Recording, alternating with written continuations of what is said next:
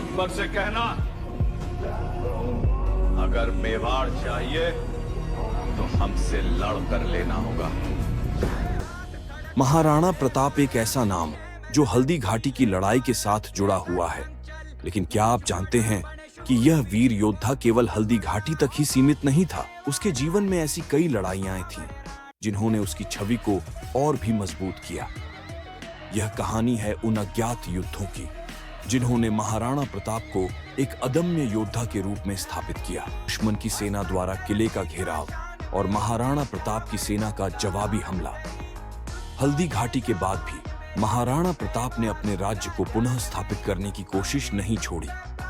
1582 में दीवार के किले की घेराबंदी उनकी महान जीतों में से एक थी। इस युद्ध ने मुगलों को मेवाड़ के उत्तरी भाग से पूरी तरह बाहर कर दिया।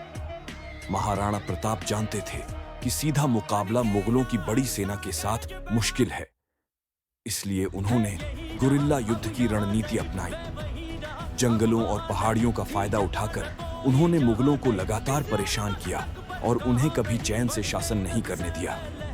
कमल मिर्जा का युद्ध महाराणा प्रताप की चतुराई और युद्ध कौशल का एक और उदाहरण है।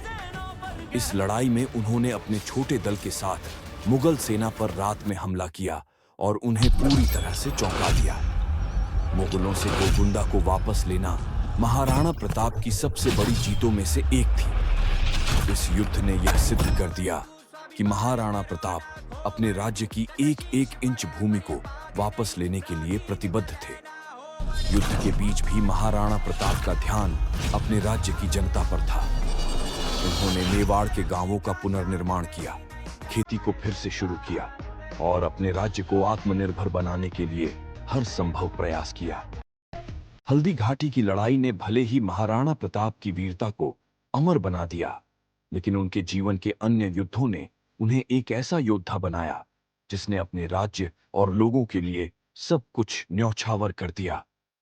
उनके संघर्ष की यह कहानी हमें सिखाती है कि सच्ची स्वतंत्रता कभी भी आसानी से नहीं मिलती, बल्कि इसके लिए निरंतर संघर्ष करना पड़ता है।